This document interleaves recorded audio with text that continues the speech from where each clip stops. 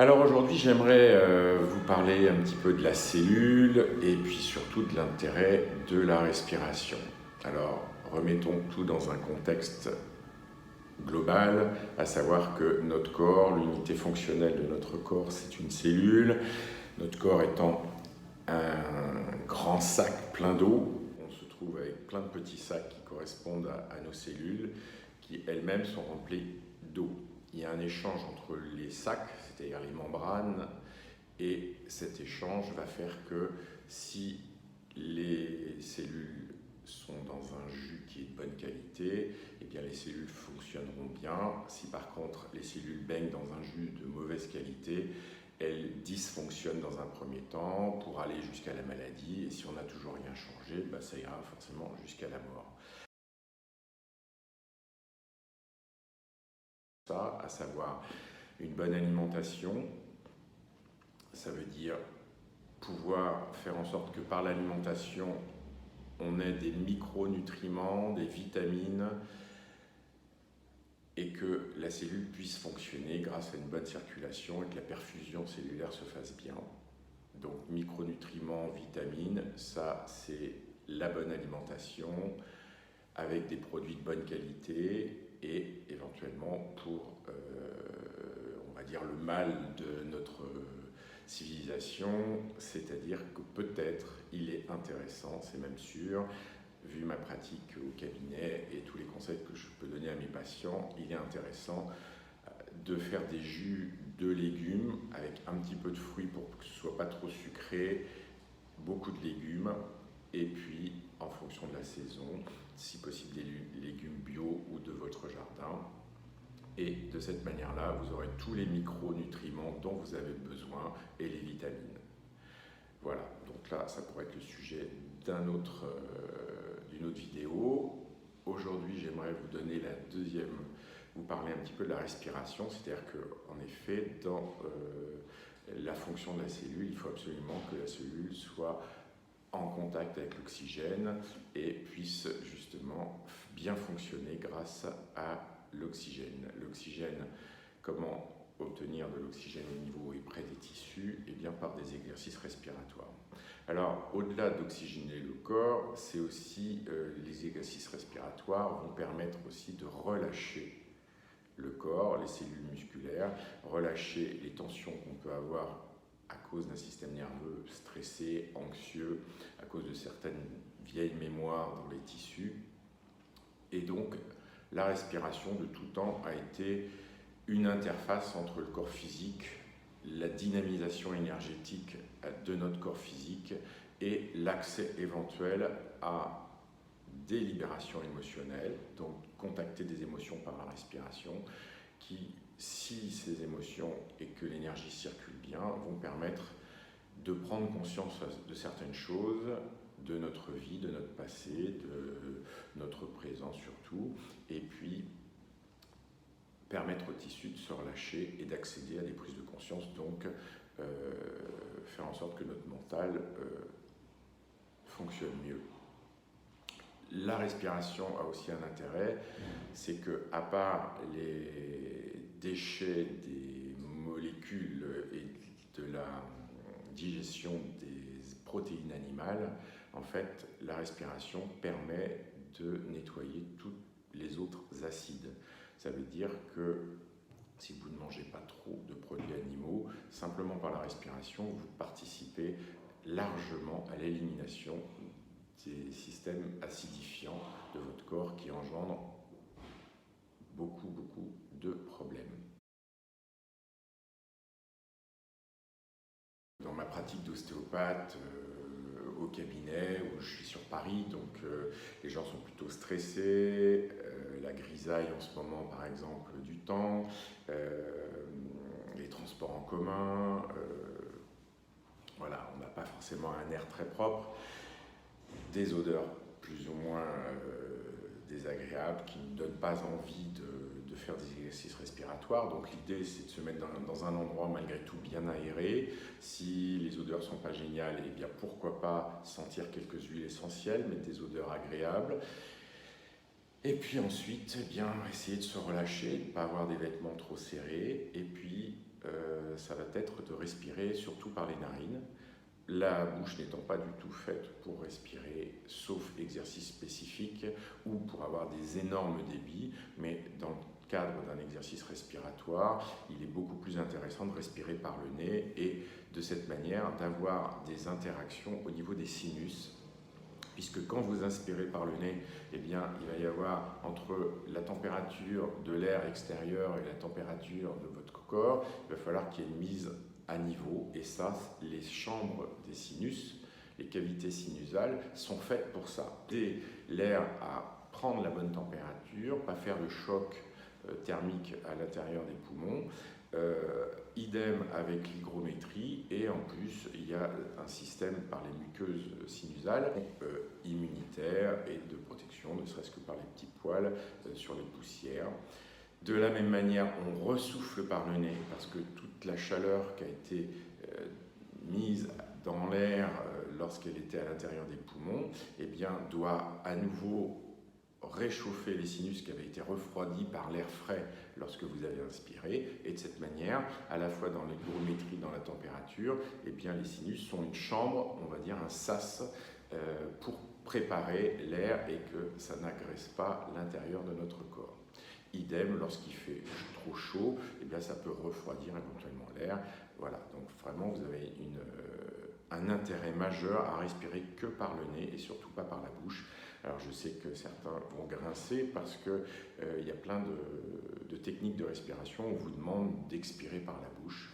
À mon sens et sur un plan physiologique, ça n'a pas d'intérêt, et sur un plan de physiologie tout à fait classique, la respiration que par le nez est majeure et très importante. Mais bien au-delà de problèmes respiratoires, simplement par la respiration, vous allez créer des régulations neurologiques, c'est-à-dire que des régulations du comportement, voire des régulations émotionnelles. Donc, premièrement, faire en sorte que votre corps soit libre. Ensuite, si possible, avoir le dos le plus droit possible, donc d'une manière posturale, mâchoire détendue, les yeux relâchés, les cervicales détendues. Pourquoi les cervicales sont si importantes sur la respiration? Eh bien parce que vous avez les deux nerfs phréniques qui partent au niveau des cervicales et qui vont innerver les coupoles du diaphragme. Donc si les cervicales sont bloquées, si vous êtes trop tendu, eh bien votre diaphragme se verrouille, se contracte comme une crampe, et vous pouvez avoir vraiment des difficultés à pouvoir inspirer à fond, puisque lorsque vous inspirez, la contraction du diaphragme pousse les viscères vers le bas et donne plus d'espace à vos poumons pour qu'ils puissent prendre un maximum d'air. Et puis, à chaque fois que vous arrêtez d'inspirer, eh bien, la pression abdominale fait que vos coupoles du diaphragme remontent, et puis vous avez les poumons qui sont resserrés, et forcément la pression va faire que l'air ressort. Et tout simplement par un jeu de compression-dépression, compression-dépression, il y a un système de pompage du diaphragme qui va faire qu'il va y avoir inspiration, expiration, et donc échange gazeux entre l'air extérieur et l'air qui va s'accumuler et qui va réoxygéner le sang, et le sang allant perfuser vos cellules va réoxygéner le milieu liquidien, donc extracellulaire et intracellulaire. Voilà, donc ça c'est déjà être sûr que les cervicales sont détendues. Ensuite, deuxième lieu mécanique majeur, c'est que votre diaphragme s'insère tout autour de votre cage thoracique. Ça veut dire qu'il faut que vos côtes soient plutôt libres et votre jonction dorso-lombaire libre aussi, parce que les piliers du diaphragme, du muscle diaphragme, s'insèrent sur toute cette zone jusqu'au milieu des lombaires. Donc ça veut dire mobiliser votre corps dans un sens, dans un autre. Donc là, je suis assis sur un ballon. Vous voyez que c'est quand même assez facile de pouvoir bouger dans un sens et dans un autre. Pour les cervicales, même chose, mâchoire détendue, je tourne à droite, je tourne à gauche.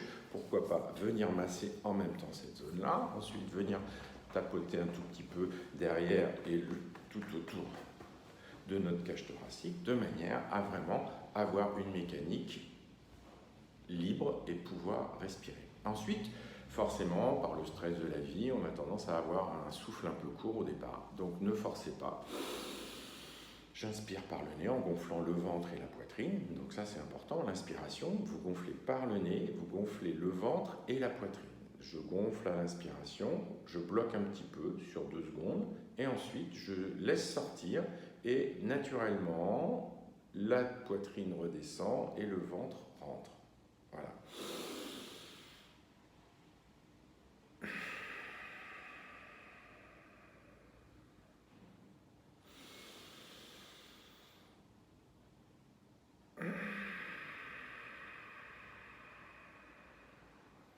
Voilà, donc au départ, vous inspirez par le nez, vous soufflez par le nez. À l'inspiration, vous gonflez le ventre et la poitrine, vous bloquez 2 secondes, et ensuite, vous laissez sortir comme un soupir. C'est-à-dire que vous n'essayez même pas de forcer l'expiration, vous essayez juste de gonfler au maximum votre ventre et poitrine, sentir la compression que vous engendrez dans votre corps, et ensuite, vous arrêtez de bloquer, et ça va sortir tout seul, juste par retour des tensions réciproques qu'on a au niveau du corps. Et voilà, vous faites ça déjà pendant 1 ou 2 minutes. Bien que nos cellules fonctionnent aussi en fonction de l'énergie et par le biais de la respiration. En fait, c'est une manière aussi peut-être de prendre conscience, et ça c'est à vous de décider, c'est-à-dire c'est pas simplement je prends de l'oxygène, c'est je me connecte aussi à l'environnement, puisque j'ai mis un environnement sympathique avec des huiles essentielles, une musique éventuellement sympa, dans un cadre sympa avec des gens que j'aime bien, ou tout seul, suivant vos désirs, ou dans un lieu extraordinaire, et l'idéal en effet ça serait peut-être dans une forêt à côté d'un arbre vraiment chouette qui vous parle et avec lesquels vous avez envie d'avoir d'un échange. Et en ce moment, vous mettez en communion par la respiration, comme si vous inspiriez ce bel endroit qui vous inspire, et puis vous expiriez toutes les choses dont vous n'avez pas envie et que vous avez envie de sortir de vous.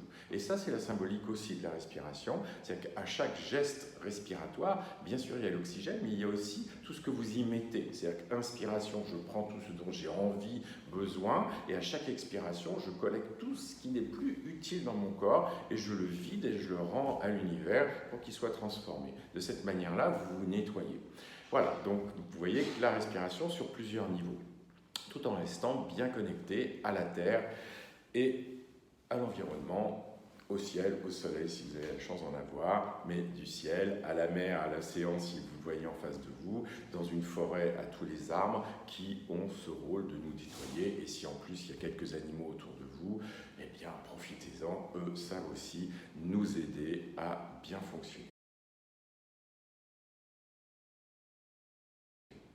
Voilà, vous inspirez toujours par le nez, par la bouche, et progressivement, j'inspire assez rapidement, sur 4-5 secondes, je bloque, et maintenant je vais essayer de bloquer plus longtemps, c'est-à-dire 1, 2, 3, 4, 5, 6, 7, 8 secondes par exemple, et ensuite, je souffle, toujours par le nez, je souffle et je vais essayer de souffler aussi sur 8 secondes. Donc je vais inspirer 4 secondes, je bloque 8 secondes et je souffle sur 8 secondes. J'inspire sur 4 secondes, je bloque 8 secondes, je souffle sur 8 secondes. Et vous faites tourner cette respiration, toujours par le nez, toujours en étant détendu, et toujours en ayant cette idée qu'à chaque inspiration, vous vous nourrissez d'une énergie reconstructive, et que quand vous expirez, vous videz vraiment toutes les choses qui n'ont plus lieu d'être. Ça peut être des tensions dans votre corps, vous demandez à votre corps de libérer ces tensions, et vous y mettez de l'énergie, de la visualisation, et vous venez mettre de l'oxygène dans cette zone-là pour que les muscles se détendent. Ça peut être une émotion qui ne vous convient pas, que vous n'acceptez pas et qui n'a pas lieu de rester à l'intérieur de vous. Donc à chaque expiration, vous lui demandez de partir, et bien sûr, vous avez compris que cette émotion vous dérangeait, donc ça n'empêche que vous pourrez y repenser plus tard, mais utilisez la respiration pour vous nettoyer. Puis si c'est une idée obsessionnelle, et bien pareil, vous pouvez aussi lui demander de ne pas rester en stase à l'intérieur de vous, et puis de la faire circuler. Parce que dès qu'on est dans des stases, notre corps ne fonctionne pas bien et tous nos systèmes fonctionnent mal. Dès qu'on crée de la dynamique et qu'on crée du mouvement, et par cette respiration vous pouvez le faire, à ce moment-là, vous créez aussi une possibilité de nettoyage, de conscientiser les choses. On en est toujours, j'inspire sur 4 secondes, je bloque 8 secondes, je souffle 8 secondes et j'inspire sur 4. Voilà. Et à partir de là, eh bien, au bout de au moins 3-4 minutes de cet exercice-là, ça va devenir de plus en plus facile. Donc là, vous allez pouvoir maintenant inspirer sur 4 secondes, bloquer sur 12 secondes par exemple, et souffler encore sur 12 secondes. Et puis vous inspirez sur 4 secondes, je bloque sur 12 secondes et je souffle sur 12 secondes. Et puis si c'est juste, ça va devenir encore plus facile et vous allez vous sentir de mieux en mieux. Alors bien sûr, parfois en faisant cet exercice, hop, vous avez tendance à partir un petit peu, donc ne faites pas cela en voiture les premières fois, en sachant que malgré tout, lorsque on fait cette apnée, on va dire, de quelques secondes, aussi bien en haut de l'inspiration ou même en bas de l'inspiration, par exemple, eh bien, voilà, il y a assez peu de chances que vous partiez en voyage, on va dire, vous partiez dans vos pensées. Mais malgré tout, ce n'est pas quelque chose à faire en voiture, c'est vraiment un truc à faire à la maison, dans un endroit, en toute conscience. Et puis si en plus vous avez la chance, pourquoi pas, de partir un petit peu dans vos idées, et comme si vous aviez envie de dormir, et même peut-être de vous endormir, eh bien pourquoi pas utiliser ça, ça veut dire que votre corps en a vraiment besoin, et puis laissez-vous aller, il n'y a aucun souci. Ça ne doit pas être une contrainte, ça doit être juste un plaisir. Voilà, je vous propose donc de faire cette respiration. Vous allez voir que derrière, les intérêts de tout ça, c'est une détente, c'est une espèce de clairvoyance, un petit peu comme si vous preniez du recul sur votre positionnement sur tous les niveaux dont je vous parlais, c'est-à-dire sur un plan physique, sur un plan énergétique, sur un plan émotionnel, sur un plan mental et sur un plan, on va dire, de vous par rapport à votre environnement général, à savoir comment je me situe dans cet univers, quelle est ma place, comme les Chinois disent que l'homme est comme un arbre qui prend ses racines dans la terre et qui se lève pour essayer d'aller vers la lumière, et bien par la respiration, c'est une bonne manière de sentir où vous en êtes et comment se passe ce positionnement de l'arbre que vous êtes éventuellement. Voilà, j'espère que cette respiration va vous faire du bien. Pratiquez-la 1 à 2 fois par jour. Donc l'idéal au départ, c'est de faire au moins une dizaine de minutes. Ça serait vraiment très bien. Le matin, si vous avez le temps, ou en milieu de matinée. Et pourquoi pas avant de déjeuner ou avant de dîner. Et pourquoi? Parce que comme ça recentre sur un plan psycho-émotionnel et même au niveau du physique, eh bien déjà, vous serez moins, lorsque vous allez manger, vous serez moins dans la réaction, on va dire, émotionnelle, d'avoir besoin de manger pour compenser éventuellement des déséquilibres psycho-émotionnels, et auquel cas vous digérez beaucoup mieux et vous mangerez peut-être moins parce que vous serez déjà libre par rapport à cette respiration. Faites cet essai, faites-en plein, parce que ça ne veut pas dire que j'ai raison. Maintenant, l'expérience me montre que ça donne vraiment d'excellents résultats. Mais faites votre expérience et voyez si ça vous convient. Voilà. Faites-le pour que ce soit vraiment intéressant, faites-le au moins pendant une quinzaine de jours, à savoir tous les jours, si possible à peu près aux mêmes heures, ça c'est l'idéal, mais au moins tous les jours, au moins une fois. Si vous le faites 2 fois, c'est nec plus ultra. Et puis, donnez-moi des nouvelles. Je vous souhaite une bonne journée. À bientôt. N'oubliez pas que la santé, c'est avant tout prendre conscience de l'importance que notre corps doit pouvoir bouger sur tous les plans, dans tous les tissus et entretenir ses mouvements. Donc c'est pas forcément faire beaucoup de sport, mais faire du mouvement et être sympa avec son corps et en essayant de gagner et de garder des symétries et de la mobilité. C'est aussi bien respirer pour s'oxygéner, c'est bien s'alimenter, bien s'hydrater en fonction de nos besoins qui sont propres à chacun, en fonction de nos tolérances ou intolérances alimentaires, en se respectant. C'est respecter les cycles de repos et d'activité au long de la journée, au long de la semaine et au long de l'année. C'est aussi l'hygiène de vie et l'hygiène relationnelle, c'est-à-dire être en bonne relation avec soi-même, c'est déjà la première chose, avec ses proches, mais aussi avec les autres, et y compris trouver sa place dans cette société, dans l'univers. Bonne soirée, à bientôt.